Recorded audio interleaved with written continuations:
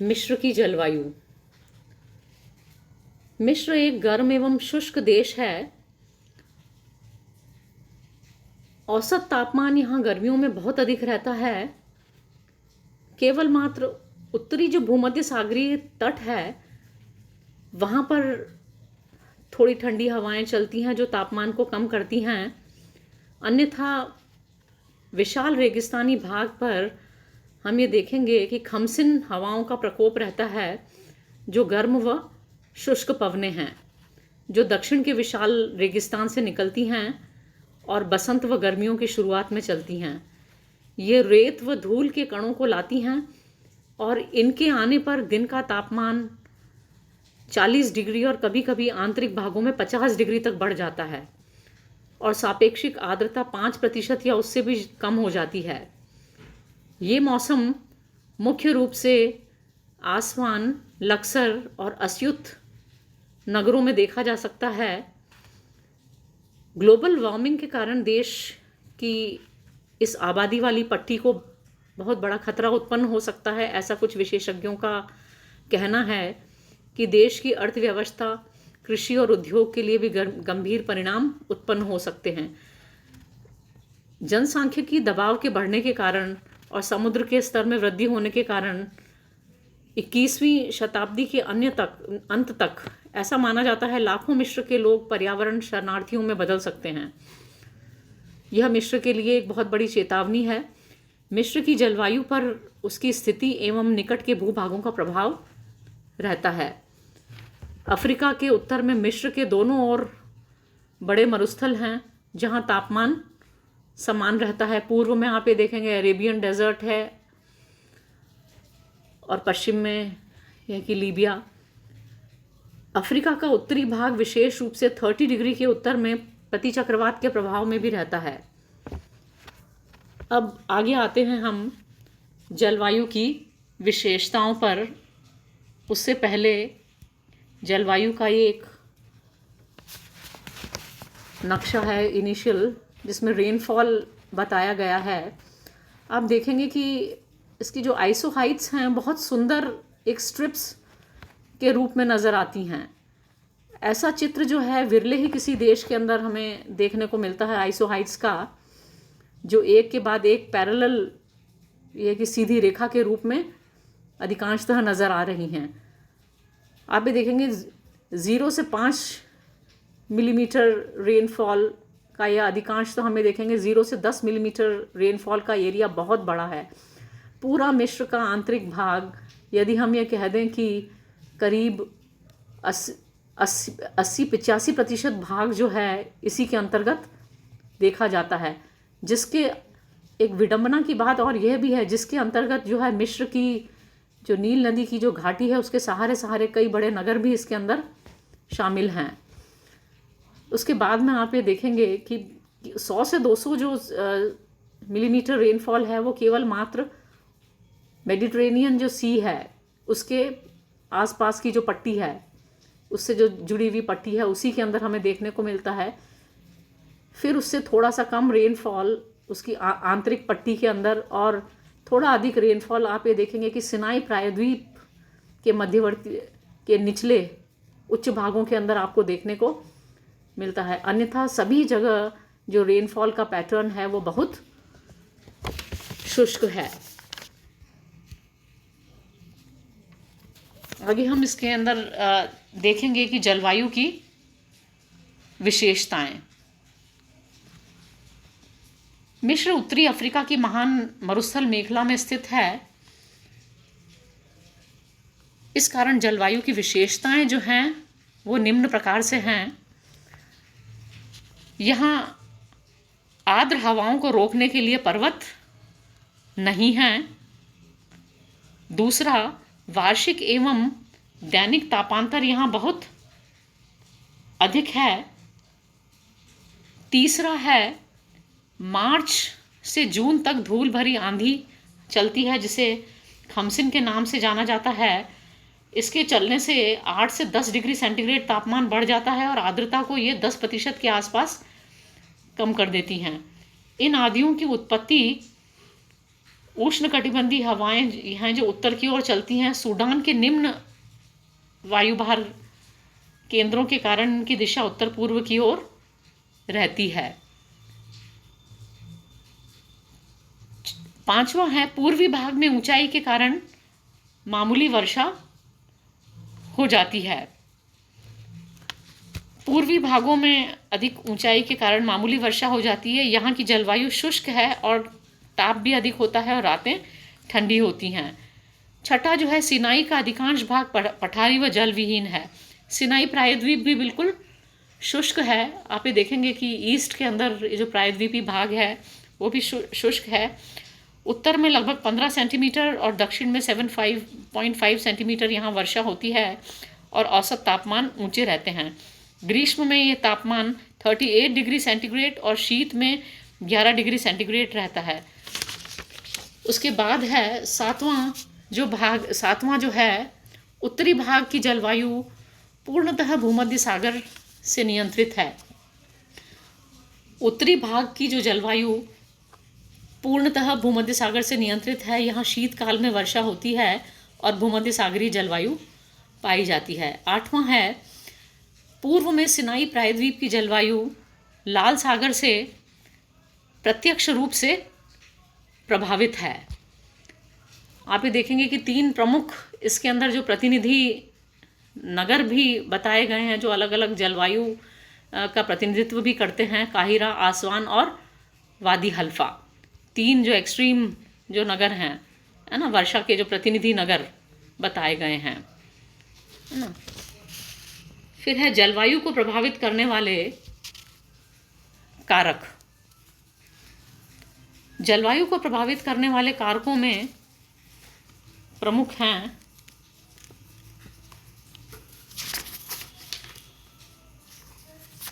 भूमि की बनावट, जिसको कहेंगे टेरेन, भूमध्य सागर की स्थिति, लाल सागर की स्थिति और भौगोलिक स्थिति।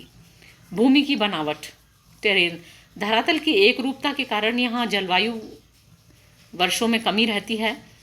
समस्त देश में तापमान की भी एक रूपता रहती है। 11 से 12 महीने शुष्क अवस्था रहती है। आर्द्रता की भी कमी रहती है और भूमध्य सागर के तटवर्ती भाग में प्रति चक्रवातों के कारण साधारण वर्षा होती है।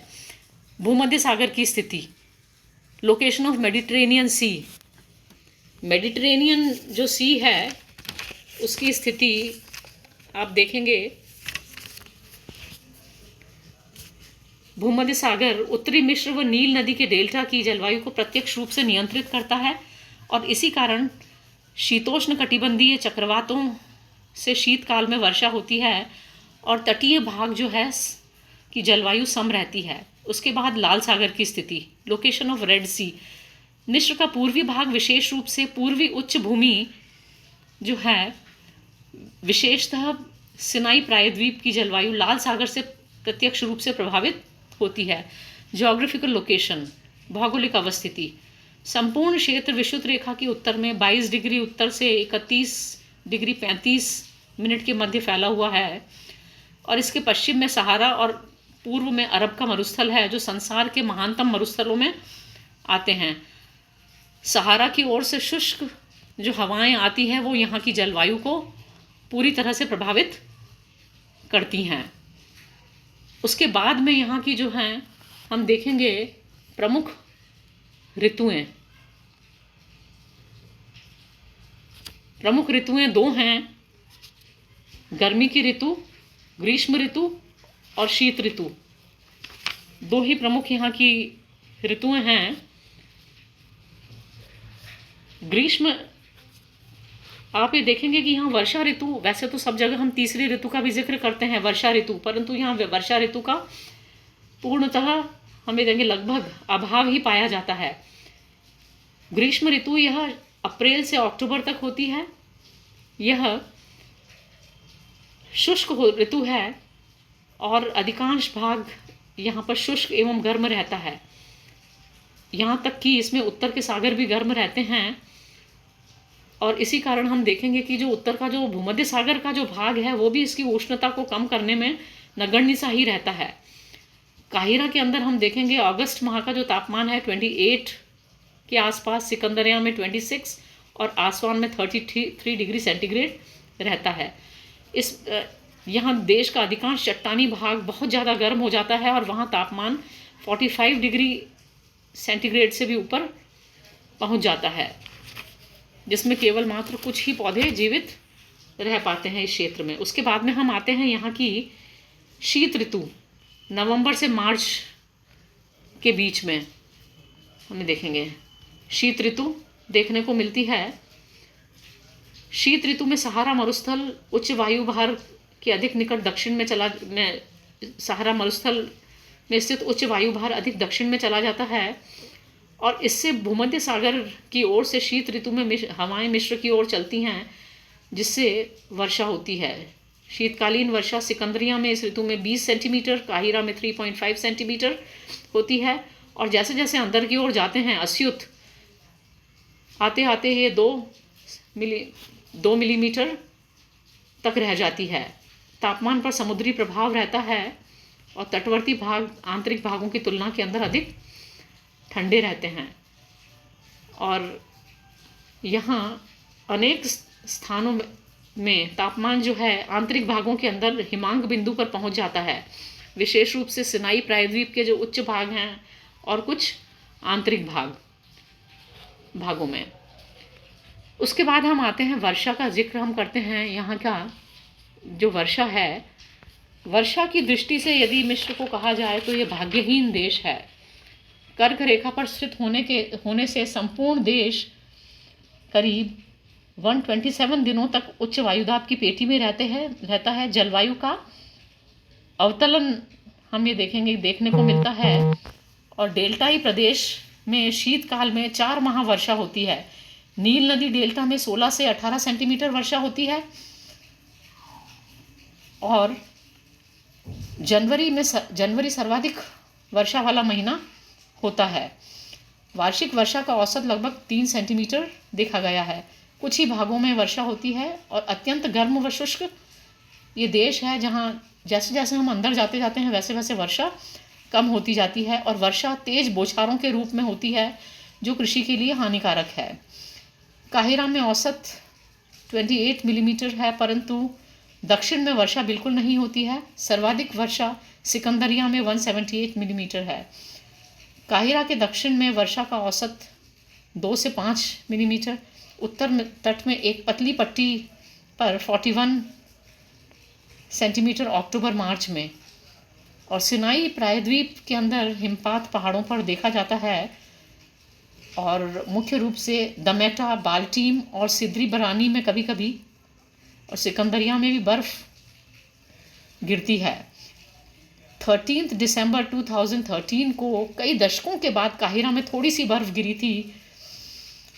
मिस्र दुनिया में सबसे सूखा और सबसे ज़्यादा सौरिक ऊर्जा प्राप्त करने वाला देश है और इसकी ज़मीन भी सबसे अधिक रेगिस्तानी है। वर्षा के जो प्रतिनिधि नगर के रूप में हम देखते हैं, ये 3 नगर हमने जो जहाँ की अलग अलग वर्षा बताई। दक्षिणी छोर के अंदर है वादी हल्फा, जहाँ से नील नदी मिस्र में प्रवेश करती है, वहाँ बहुत कम। मध्य के अंदर अस्यूत, वहाँ थोड़ी ज़्यादा, और काहिरा के अंदर जो है थोड़ी अधिक वर्षा होती है। और उसके बाद आगे जो है अलेक्जेंड्रिया के अंदर सर्वाधिक वर्षा देखने को मिलती है। उसके बाद हम आते हैं इसके एक नक्शा और आपको दिखा रही हूँ मैं यहाँ। कोपेन का क्लासिफिकेशन जो है इजिप्ट के मैप का, आप ये देखेंगे कि जिस प्रकार पूरे के पूरे जो तापमान का जो नक्शा और तापमान और आप ये देखेंगे वर्षा का जो नक्शा नज़र आता है, जहाँ पर बहुत कम मात्रा के अंदर आपको रेखाएं नज़र आती हैं, यहाँ तो पूरा का पूरा आपको सपाट एक ही रंग आपको नज़र आता है। एरिड डेजर्ट हॉट, जो कोपेन ने जो क्लासिफिकेशन 1980 से 2016 के बीच में जो क्लासिफिकेशन दिया है, केवल मात्र कुछ स्मॉल लिटिल पैचेस और डॉट्स के रूप के अंदर सिनाई के अंदर कुछ छोटे बड़े पैचेस, और बाकी इजिप्ट के अंदर आप ये देखेंगे कि लाल सागर से जुड़ा हुआ जो तटीय भाग है उसके ऊपर छोटे पैचेस के रूप के अंदर arid desert cold type of climate हमें देखने को मिलती है। और arid steppe type of climate थोड़ी सी सिनाई प्रायद्वीप के उत्तर के अंदर देखने को मिलती है। अदरवाइज सारी क्लाइमेट जो है arid desert hot type of climate है। उसके बाद में हम आते हैं यहाँ के जलवायु। नेक्स्ट स्लाइड के अंदर हम देखते हैं यहाँ के जलवायु प्रदेश। 6 प्रकार के जलवायु प्रदेशों में इसे विभाजित किया है। शुष्क मरुस्थलीय जलवायु प्रदेश, भूमध्य सागरीय, आर्द्र भूमध्य सागरीय, लाल सागरीय, अर्ध शुष्क एवं सूखा मरुस्थलीय। आप ये देखेंगे कि शुष्क मरुस्थलीय, अर्ध शुष्क और सूखा मरुस्थलीय भाग ये तो करीब करीब एक समान ही नज़र आता है। और इवन हम ये देखेंगे कि अर्ध भूमध्य सागरीय भाग भी पूरा का पूरा उस मरुस्थलीय पट्टी का ही भाग नज़र आता है, जिसमें थोड़ा बहुत हमें देखेंगे कि एक दूसरे से डिफरेंस हम देख सकते हैं। जलवायु प्रदेशों में सबसे पहले है शुष्क मरुस्थलीय प्रदेश। शुष्क मरुस्थलीय जलवायु, यहाँ जो ग्रीष्म ऋतु के अंदर तापमान है 38 डिग्री सेंटीग्रेड, शीत ऋतु के अंदर तापमान जो है वो 13 डिग्री सेंटीग्रेड, और वर्षा जो है 20 मिलीमीटर। और प्रमुख जो इसके प्रतिनिधि जो नगर हैं आप ये देखेंगे मातारूह, फयूम, गीज़ा, मिनया, बेनी सुएफ राज्य, और प्रतिनिधि नगर यहाँ का माना जाता है गीज़ा। उसके बाद में हम देखते हैं दूसरा भूमध्य सागरीय जलवायु, मेडिटेरेनियन टाइप ऑफ क्लाइमेट। यहाँ ग्रीष्म ऋतु के अंदर तापमान 25 डिग्री, शीत ऋतु के अंदर तापमान 16 डिग्री और वर्षा जो है 200 मिलीमीटर। और इसमें जो प्रमुख क्षेत्र जो आते हैं वे हैं उत्तरी मिस्र का भूमध्य सागरीय तट, अलेक्जेंड्रिया, डमेटा, डाकालिया, उत्तरी सिनाई का तटवर्ती भाग, ये सभी। इसका जो प्रतिनिधि नगर जो है वो अलेक्जेंड्रिया। उसके बाद में आता है अर्ध मरुस्थलीय जलवायु। ग्रीष्म का तापमान औसत जो है कि 28 डिग्री, शीत का 12 डिग्री और वर्षा का औसत जो है 170 मिलीमीटर। आप ये देखेंगे मातारूह, उत्तरी सिनाई, दक्षिणी सिनाई, काहिरा, Beheira, Sharqia, Gharbia, Monufia, Minya, Islamia, Qalyubia, Suez और स्वेज राज्य इसके प्रमुख क्षेत्र हैं, क्षेत्रों में यह है। और काहिरा इसका प्रतिनिधि नगर है। उसके बाद आता है लाल सागरीय तट। यहाँ पर ग्रीष्म ऋतु के अंदर तापमान जो है आपको 30 डिग्री, शीत ऋतु में 12 डिग्री, वर्षा का औसत 120 मिलीमीटर। प्रमुख क्षेत्र हैं लाल सागर, मध्यवर्ती सिनाई। हुरगाड़ा यहाँ का प्रमुख प्रतिनिधि नगर है। उसके बाद में आता है अर्धशुष्क जलवायु, semi arid type of climate. ग्रीष्म का तापमान है औसत 35 डिग्री सेंटीग्रेड, शीत ऋतु के अंदर तापमान थोड़ा सा काफ़ी कम हो जाता है 8 डिग्री, वर्षा का जो है औसत है 30 मिलीमीटर।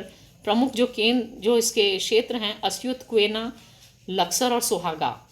और अस्युत यहाँ का प्रमुख प्रतिनिधि नगर है। छठा और लास्ट है सूखा एवं मरुस्थलीय जलवायु, dry and arid and dry type of climate.